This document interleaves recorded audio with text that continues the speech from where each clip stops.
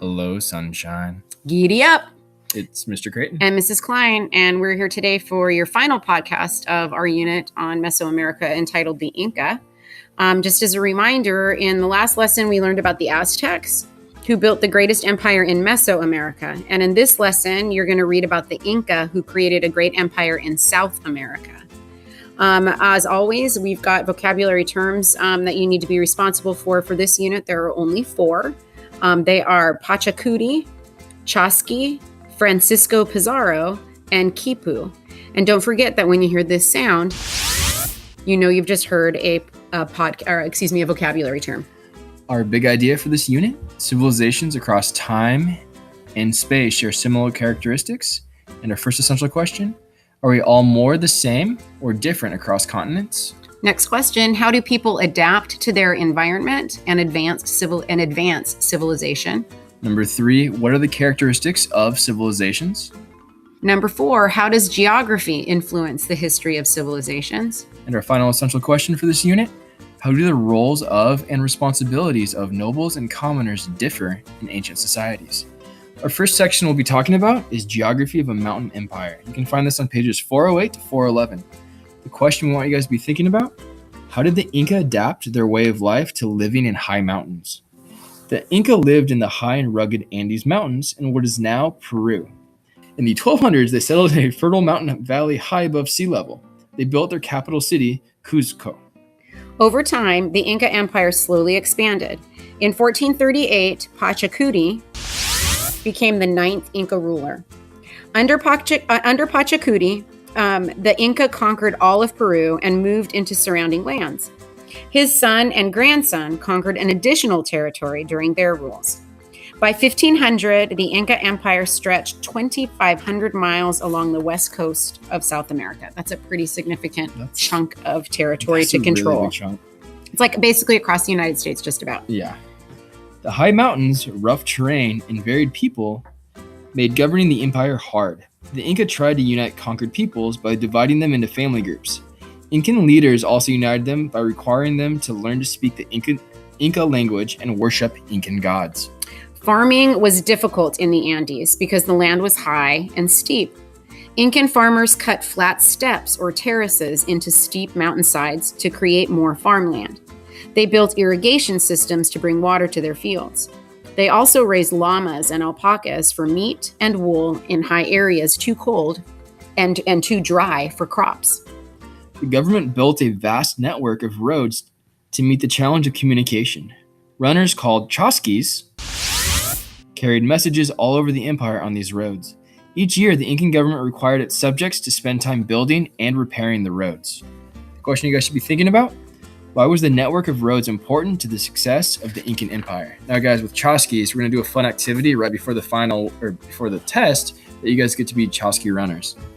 All right, right on. All right, so the next section, you guys, is Incan society and beliefs.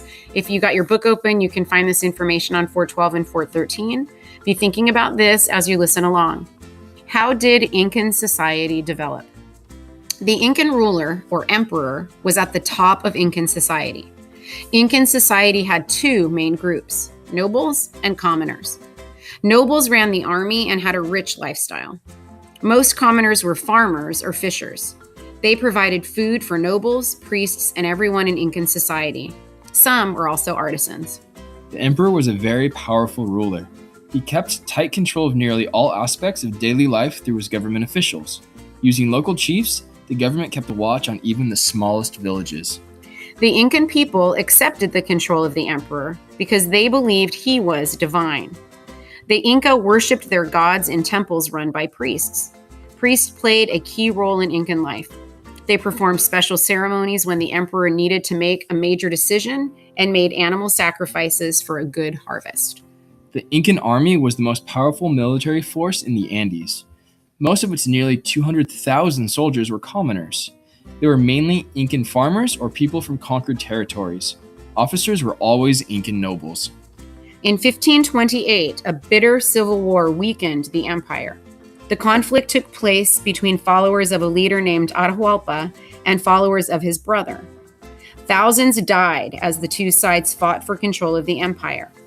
Eventually, Atahualpa's forces won. The Civil War was just ending when Spanish explorer Francisco Pizarro and his troops arrived on the coast in 1532. Pizarro asked to meet with Atahualpa. The emperor agreed. When he arrived, the Spanish captured and later killed him. The Inca Empire began to fall apart after his death. The Spanish controlled most Incan lands by 1535. Thousands of Inca died from diseases brought by the Europeans over the next decades. Many others were captured and enslaved by the Spanish. The Inca Empire ended when the last Inca ruler was defeated in 1572. You should be able to answer this question right now, you guys. What caused the fall of the Inca Empire? All right, guys, our final section is titled The Cultural Legacy of the Inca. You can find this on the textbook pages 414 and 415. The question you guys should be able to answer: what advances did the Inca make in science, technology, and the arts? The Inca made advances in engineering, art, and medicine. The Inca did not have a system of writing like the Aztecs did, yet they were able to run a large government and trade network. They did this by using the quipu. The quipu was a counting tool made of cord with knotted strings of different colors and lengths. The Inca used this tool as a record-keeping system. Quipus helped them keep track of trade goods, military troops, and populations in the territories. Another type of quipu helped the Inca recall their history. Symbols tied to strings stood for ideas and events. The Inca were gifted builders. They created a vast network of roads, tunnels, and bridges. The Inca were also skilled engineers. They built forts, palaces, and temples using huge stone blocks. Some still stand. Incan craftspeople made jewelry out of precious metals such as gold. Weavers made beautiful cloth from alpaca wool. These crafts are still practiced today. The Inca also made medical advances. They studied sick people and learned about local plants. They used this knowledge to make medicines from plants. Inca surgeons even did an early type of brain surgery. Wow. It's pretty impressive. It is. The last question you guys should be able to answer right now: what were the cultural combinations of the Incas? The contributions. What were the cultural contributions of the Inca? Okay, all right, you guys. Just as a reminder, we're going to have that podcast quiz coming up in a couple of days.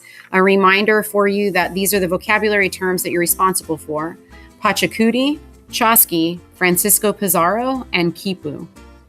Okay. Love you. Bye. Hot diggity.